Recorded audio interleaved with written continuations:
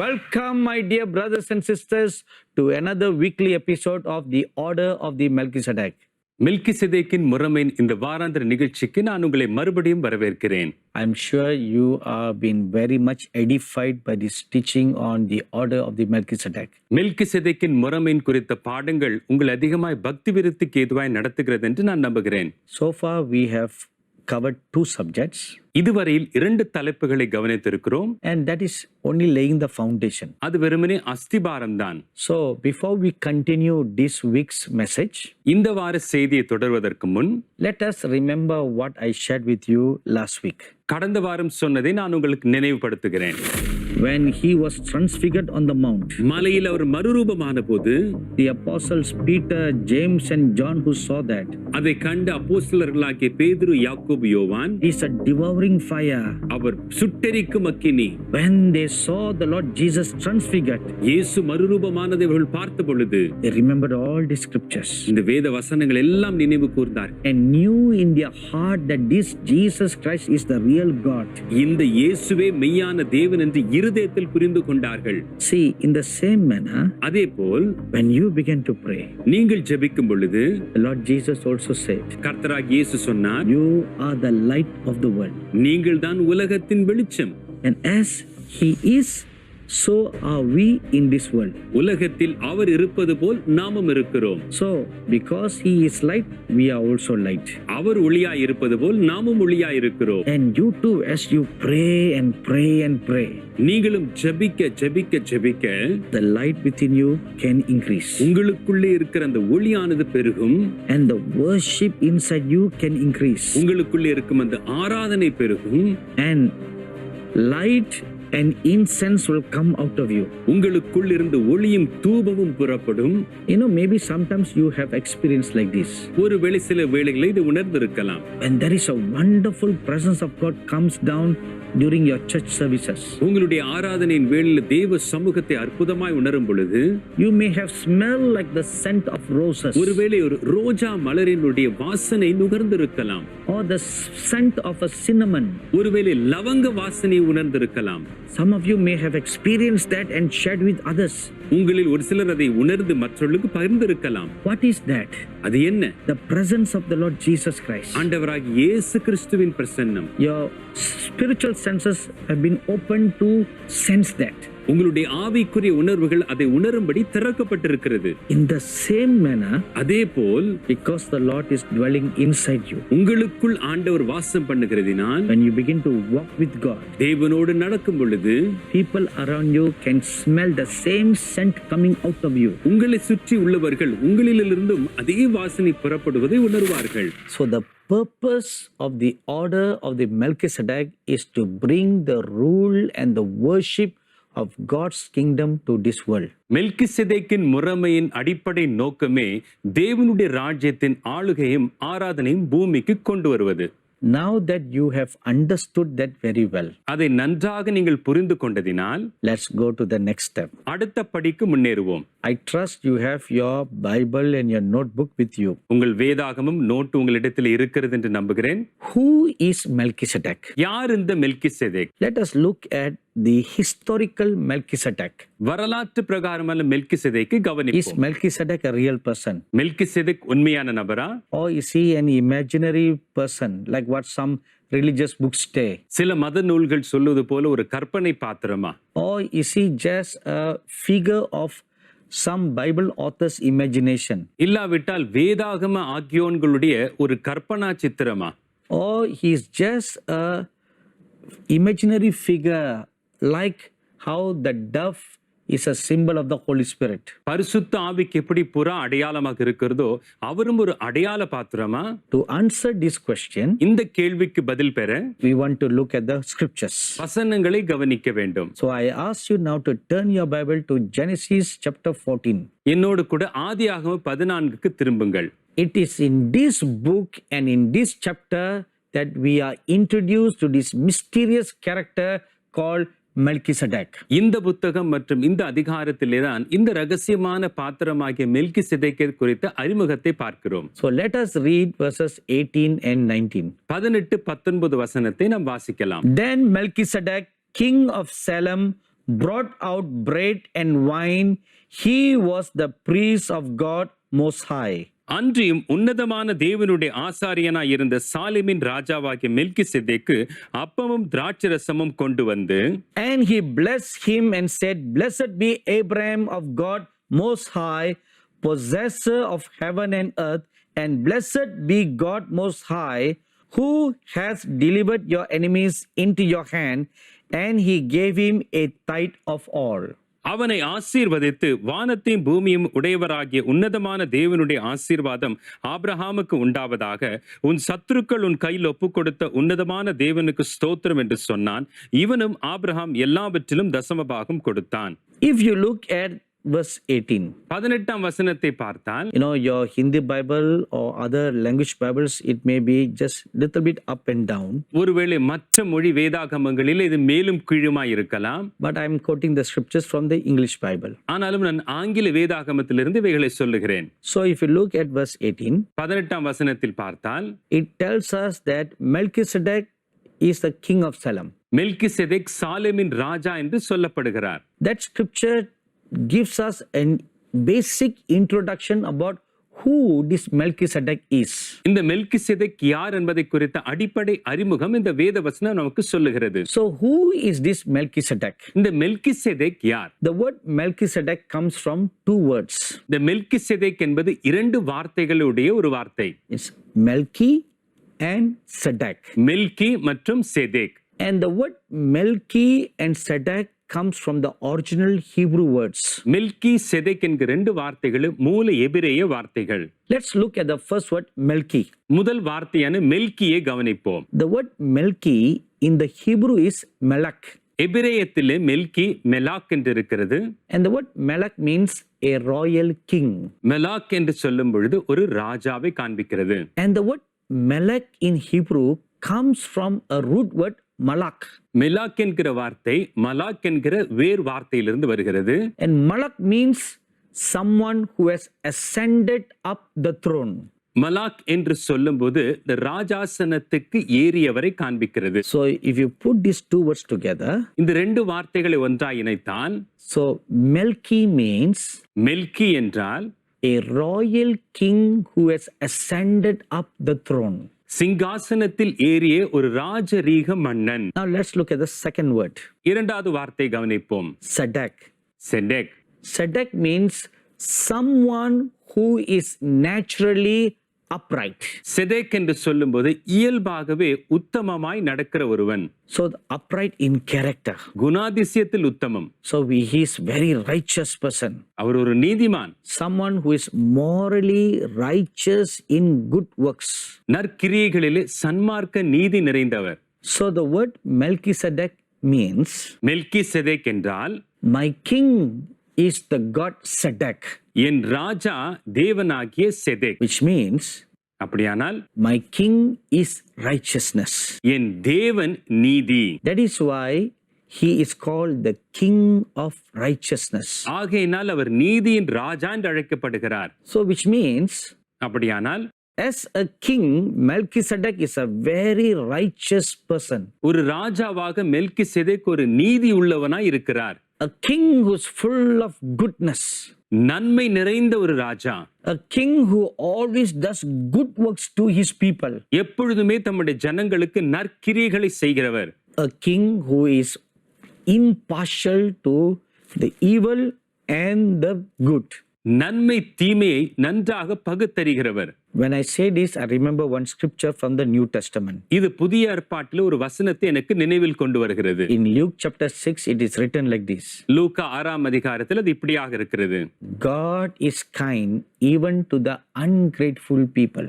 நன்றி அல்லாதவர்களுக்கும் தேவன் நல்லவராகவே இருக்கிறார். He makes the rain to come on the good people and on the evil people. நல்லோர் மேலும் தீயோர் மேலும் மழையை பொழிய பண்ணுகிறார். He makes the sun to shine on the good people and on the evil people. நல்லோர் மேலும் தீயோர் மேலும் சூரியனை பிரகாசிக்க செய்கிறார். There's no partiality. அவரில் பட்சபாதம் இல்லை. That's how Melchizedek was. அப்படிதான் மெல்கிசேதேக்கும். He is a king of righteousness. அவர் நீதியின் ராஜா. Look at the next aspect about Melchizedek. மெல்கிசேதேக்கை குறித்த அடுத்த அம்சத்தை கவனிப்போம். The Bible calls him, he is a king of Salem. அவர் சாலேமின் ராஜா என்று பார்க்கிறோம். So the word Salem is an ancient word for Jerusalem.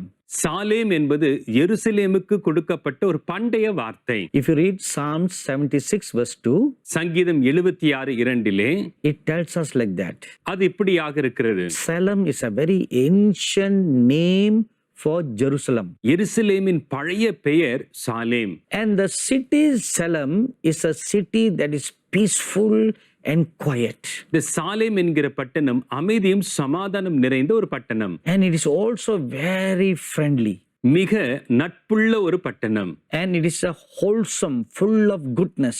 நன்மைகள் நிறைந்த ஒரு பட்டணம். You know, while making this known, இதை நான் சொல்லும் பொழுது I am remembering something about a certain country near India. இந்தியாவுக்கு அருகில் இருக்கும் ஒரு தேசத்தை நான் நினைவு கூறுகிறேன். You know, most nations in the world, they measure their prosperity by the gross product index. உலகத்தில் உள்ள அநேக தேசங்கள் தங்களுடைய செழிப்பை அவருடைய உற்பத்தியின் அடிப்படையில் அளவு கூறுகிறார்கள். So how much a country produces goods, எவ்வளவா இந்த தேசம் உற்பத்தி செய்கிறது, and according to the money that they make, அதிலிருந்து வரும் வருமானம், the country's worth is measured like that. அதன் அடிப்படையில் இந்த தேசத்தின் மதிப்பானது அளவிடப்படுகிறது. But there is only one country in the world that does this differently. ஆனாலும் ஒரே தேசம்தான் இதை வித்தியாசமாக செய்கிறது. Instead of measuring their success by the gross product index, அவர்களுடைய உற்பத்தி திறனின் அடிப்படையிலே செழிப்பை கணக்கிடாமல் the king of Bhutan decided something differently. Bhutan தேசத்து ராஜா வித்தியாசமான ஒரு அணுகுமுறை கைக்கொண்டார். He said, I want my people to be always happy. அவர் சொன்னார், என் ஜனங்கள் எப்பொழுதும் சந்தோஷமா இருக்க வேண்டும். We don't want to be too rich. அதிகமான பணக்காரர் ஆக வேண்டியதில்லை. We don't want to pursue after money like the Western countries. மேற்கத்தியர்களைப் போல பணத்திற்கு பின்பே போக வேண்டியதில்லை. Because the wise Bhutan king had seen how people became so greedy after worldly material wealth that they have lost their happiness. உலகத்தின் பொருளுக்கு பின்னே மக்கள் போனதால் எவ்வளவா அவர்கள் சந்தோஷத்தை இழந்தார்கள் என்று இந்த பூட்டான் தேசத்து ராஜா கவனித்திருந்தார். Though he is a Buddhist king, அவர் புத்த மதத்தை சார்ந்தவர் என்றாலும் yet following the footsteps of his father is a very wise king. அவர் மிக புத்தியாய் தன்னுடைய தகப்பனாரின் வழியிலே சென்றார். They have a measurement like this in Bhutan. பூட்டானிலே இப்படிப்பட்ட ஒரு அளவுகோல் It's உண்டு. gross happiness index.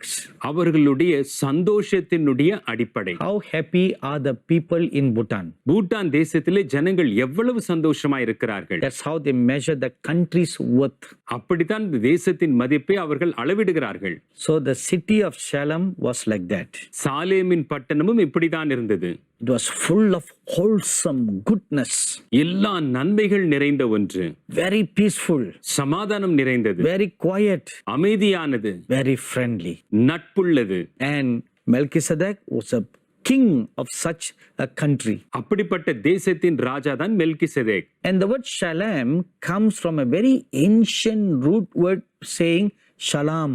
ஷலாம் என்கிற பண்டைய வார்த்தையின் அடிப்படையில் வருகிறது தான் Salem. The Jewish people and the Islamic people like to use this wonderful word when they greet one another. யூதர்களும் ஏன் இஸ்லாமியர்களும் கூட ஒருவரை ஒருவர் வாழ்த்தை இந்த வார்த்தையை தான் பயன்படுத்துகிறார்கள். They always use the word Shalom. எப்பொழுதுமே இந்த ஷலாம் என்கிற வார்த்தை பயன்படுத்துவார்கள். What does the word Shalom means? ஷலாம் என்றால் என்ன? To be safe in the mind and in the body. சிந்தையிலையும் சரீரத்திலையும் பாதுகாப்பா இருப்பது. When you are safe in the mind, in the body, சிந்தையிலும் சரீரத்திலும் பாதுகாப்பா இருந்தால் there is no more fear. பயம் இல்லை. You'll be full of peace. சமாதானம் நிறைந்தவர்களா இருப்பீர்கள். All within you, you'll be quiet and happy. உங்களுக்குள் இருக்கிற எல்லாமே சந்தோஷமும் சமாதானமாய் இருக்கும். So the people living in the city of Shalem have a feeling of being completed, full of joy and happiness. சாலேமின் மக்களுக்குள்ளே சந்தோஷத்தின் அமைதியின் ஒரு பூரண நிறைவு காணப்பட்டது. You know, the more I describe this city to you, இந்த பட்டணத்தை நான் எவ்வளவாய் விளக்கினாலும் the more you will come to an understanding of one thing. அவ்வளவாய் நீங்கள் ஒரு காரியத்தை புரிந்து கொள்வீர்கள். Such a city does not exist in this world. இந்த உலகத்தில் அப்படி ஒரு பட்டணம் இருக்கவே முடியாது. That's very true. உண்மைதான். Such a city only exists in heaven. அப்படிப்பட்ட பட்டணம் பரலோகத்திலே தான் உண்டு. Or rather, it perfectly describes how heaven looks like. அல்லது பரலோகம் எப்படி இருக்கும் என்பதை இது சரியாக விளக்கி காட்டுகிறது. Heaven is a city of peace and tranquility. பரலோகம் என்பது அமைதியும் அமெரிக்கையும் நிறைந்த ஒரு பட்டணம். Now there is something else about Melchizedek. மெல்கிசேதேக்கு குறித்து இன்னொரு காரியமும் உண்டு. He's not only a king, அவர் ராஜா மாத்திரமல்ல, but he's also a priest. அவர் ஒரு ஆசாரியன். I'm sure you have never heard of this dual role of any king in this world. இந்த உலகத்தில் எந்த ராஜாவுக்கும் இந்த ஒரு பதவிகள் இருந்ததை நீங்கள் கேள்விப்பட்டிருக்க முடியாது. Now, there were so many kings who ruled India before the British came. ஆங்கிலேயர்களின் வருகைக்கு முன்பாக அநேக ராஜாக்கள் இந்தியாவை ஆண்டார்கள். In Tamil Nadu, there were many kings. தமிழ்நாட்டில அநேக ராஜாக்கள். There was a king of Udaipur, Udaipur Raja, king of Jodhpur. Jodhpur Raja. Each city was ruled by a king. ஒவ்வொரு பட்டணத்திற்கும் ஒரு ராஜா. And I'm sure you may have read many history books about India. இந்தியாவை குறித்த அநேக வரலாற்று புத்தகத்தில் வாசித்திருப்பீர்கள். There were also many wonderful Islamic Muslim kings, sultans who were ruling in many places in India. இந்தியாவின் பல பகுதிகளில் இஸ்லாமிய ராஜாக்கள் சுல்தான்களும் ஆண்டார்கள். One famous sultan in the south is Tipu Sultan. தென்கிழக்கின் புகழ்பெற்ற ராஜா Tipu Sultan. And they all built very nice, beautiful palaces. அவர்கள் எல்லாரும் அழகான அரண்மனைகளை கட்டினார்கள். The Mysore Palace is a very famous one. Mysore அரண்மனை புகழ்பெற்ற ஒன்று. The palace in Rajasthan is another famous one. Rajasthan அரண்மனை அதுவும் புகழ்பெற்றது. I don't know whether you have been to Udaipur. உதய்பூருக்கு நீங்கள் போனதுண்டா இல்லையா தெரியாது. I have never been there. நான் அங்கே போனதில்லை. But I've seen pictures of the palace in Udaipur. Udaipur அரண்மனை குறித்த படங்களை பார்த்ததுண்டு. So beautiful. எவ்வளவு அழகா இருக்கும். In the same manner, அது போலவே if we take Tamil Nadu, Tamil Nadu எடுத்துக்கொண்டால் 3 main kings ruled Tamil Nadu. 3 முக்கியமான ராஜாக்கள் தமிழகத்தை ஆண்டார்கள். So in all the kings that ruled India and other countries of the world, India மற்றும் மற்ற தேசங்களை ஆண்ட எல்லா ராஜாக்கள் எடுத்துக்கொண்டால் they all had one role. இவர்கள் எல்லாருக்கும் ஒரே ஒரு பொறுப்பு இருந்தது. They did not have 2 roles. அவர்களுக்கு 2 பொறுப்புகள் இல்லை. Only one role. ஒரே பொறுப்பு. They were kings. அவர்கள் ராஜாக்கள். They were administrators. அவர்கள் ஆளுகை செய்கிறவர்கள். They wisely ruled the country. புத்தியாய் தேசத்தை ஆண்டார்கள். And taking care of their country and their citizens consumed most of their time. அவர்கள் தங்களுடைய அதிகமான நேரத்தை தேசத்தையும் ஜனங்களையும் பராமரிக்கவே செலவிட்டார்கள். The Bible tells us, வேதம் சொல்லுகிறது, and also history tells us, வரலாற்றும் சொல்லுகிறது, a good and righteous king always carries the subjects in his heart. ஒரு நல்ல நீதியுள்ள ராஜா தன்னுடைய ஜனங்களை எப்பொழுதுமே தன்னுடைய இருதயத்தில் வைத்திருப்பானாம். And a good and righteous king, his throne is built on righteousness. நல்ல நீதியுள்ள ராஜாவினுடைய சிங்காசனம் நீதியில் நிலைத்திருக்கும். One such great wise king who lived on the world is called Solomon. அப்படி இந்த உலகத்திலே வாழ்ந்த நல்ல ஒரு ஞானமான ஒரு ராஜா தான் Solomon. You know, he is not a mythological figure. அவன் ஒரு புராண புருஷன் அல்ல. He's a real historical person. வரலாற்றிலே வாழ்ந்த ஒருவர். And the Bible tells us, வேதம் சொல்லுகிறது, there wasn't any wiser person on this world like Solomon. சாலமோனை போல ஒரு ஞானி இந்த பூமியில் இருந்ததே இல்லை. How was he able to be so wise? அவரால் எப்படி அவ்வளவு ஞானமா இருக்க முடிந்தது? God gave him that gift. தேவன் அதை வரமாக தந்தார். Once 2 mothers came to him for a problem. ஒரு முறை 2 தாய்மார்கள் ஒரு பிரச்சனையோடு கூட வந்தார்கள். And they brought a newborn baby to him. ஒரு புதிதாய் பிறந்த குழந்தையை கொண்டு வந்தார்கள். Both of them claimed that the baby belongs to them. இருவருமே அந்த குழந்தைக்கு தாய் நான் தான் என்று உரிமை கோரினார்கள். And both of them wanted the baby. 2 பேரும் குழந்தை தனக்கு என்றார்கள். So this matter came to the king. இது ராஜாவிடம் வந்தது. How is the king going to determine who is the real mother of this child? இந்த குழந்தையின் உண்மையான தாய் யார் என்பது ராஜா எப்படி கண்டுபிடிக்க போகிறார்? If such a problem happens today, இன்றைக்கு அப்படி ஒரு பிரச்சனை வருமானால் what would I have said?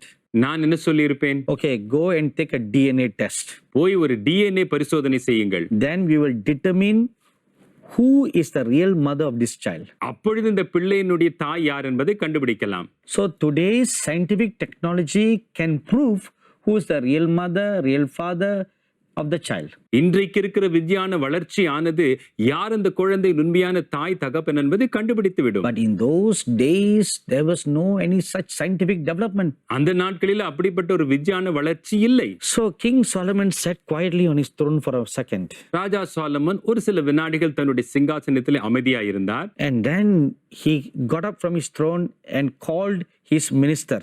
பின்பு தன்னுடைய அரியாசனத்துல வந்து எழுந்து தன்னுடைய அமைச்சரை அழைத்தார். Come here, soldier. சேவகனே இங்கே வா. A soldier came and stood. அந்த சேவகன் வந்தான். He told everybody in the court. பிரகாரத்தில் இருக்கிற எல்லாரையும் பார்த்து சொன்னார். Since both mothers claim that this baby belongs to them, ரெண்டு தாய்மார்களும் குழந்தை தன்னுடையது என்று சொல்கிறதினால், cut the baby in two and give one each to the mothers. இந்த பிள்ளை இரண்டாய் வெட்டி ஒரு துண்டை ஒரு தாய்க்கு கொடுத்து விடு. Everybody was shocked in the palace. அரண்மனையிலே எல்லாருக்கும் அதிர்ச்சி. King Solomon's face never changed. ராஜாவினுடைய முகம் மாறவே இல்லை. He told the soldier, சேவகனை பார்த்து, do as I say. நான் சொன்னபடி செய். And the soldier lifted up his big sword to cut the baby in two. அந்த குழந்தை இரண்டாய் வெட்டும்படிக்கு அந்த சேவகன் தன்னுடைய பட்டயத்தை மேலே ஓங்கினான். Instantly one woman fell at the feet of Solomon and cried to him, King, don't cut the baby. உடனடியாக அதிலே ஒரு பெண் ராஜாவினுடைய காலில் விழுந்து, ஐயா அந்த குழந்தையை வெட்ட வேண்டாம் என்று கதறினாள். King Solomon looked at the other woman. ராஜா இன்னொரு ஸ்திரியை பார்த்தார். She was standing arrogantly and just smiling to herself. Yes, cut the baby, cut the baby. அங்கே அகங்காரத்தோடு அந்த பெண், வெட்டி விடுங்கள் என்று ராஜாவை பார்த்து சொன்னாள். But this other woman fell at the king's feet and cried and cried. ஆனால் இந்த இன்னொரு தாய் ராஜாவின் காலை பிடித்துக் கொண்டு கதறி அழுதாள். Oh great king, let not my baby be killed. ராஜாவின் பிள்ளையை கொல்ல வேண்டாம். Give the whole baby to that woman. குழந்தை முழுசாக அவளுக்கு கொடுத்து விடுங்கள். So that at least my baby can live somehow. என் பிள்ளை எப்படியாவது வாழட்டும். When the moment King Solomon saw that, ராஜா அதை பார்த்ததும், he said, this woman is the true mother of that baby. இந்த பெண் தான் அந்த பிள்ளையினுடைய உண்மையான தாய். The other woman is a fraud. இன்னொருவளோ ஏமாற்றுக்காரி. Because as soon as I commanded the baby to be cut, குழந்தை வெட்டும்படி நான் கட்டளையிட்ட நேரத்தில், the true mother's heart leapt for compassion. உண்மையான தாய் அவனுடைய இருதயமானது மனதுருகியது. When everybody in the palace heard the judgment of King Solomon, ராஜாவினுடைய இந்த நியாய தீர்ப்பை கேட்ட ஒவ்வொருவரும், they all stood up, clapped their hands, bowed their head and respected the great wise King Solomon. எல்லோரும் எழுந்தின்று கரங்களை தட்டி ராஜாவை பாராட்டினார்கள். That was how righteous King Solomon was. Solomon அப்படிப்பட்ட ஒரு நீதியுள்ள ராஜாவாய் இருந்தார். So a king is always concerned about the goodness and the welfare of his people. எப்பொழுதுமே தன்னுடைய ஜனத்தினுடைய நன்மை நாடுகிறவராகவே ஒரு நீதியுள்ள ராஜா இருப்பார். But Melchizedek was a little different. ஆனால் மெல்கிசேதேக்கோ வித்தியாசமானவர். He was not only a king, அவர் ராஜா மாத்திரமல்ல, he also had another very important role. அவருக்கு இன்னொரு முக்கிய பொறுப்பும் இருந்தது. What is that role? அது பொறுப்பு என்னது? We will study that next week. அதை அடுத்த வாரம் படிப்போம். So don't forget, same time next week we will continue this subject. மறக்க வேண்டாம், அடுத்த வாரம் இதே நேரத்தில் இந்த தலைப்பை நாம் தொடருவோம். God bless you. கர்த்தர் உங்களை ஆசீர்வதிப்பார். Send us your testimonies and feedbacks to Angel TV, Villivakkam, Chennai 49.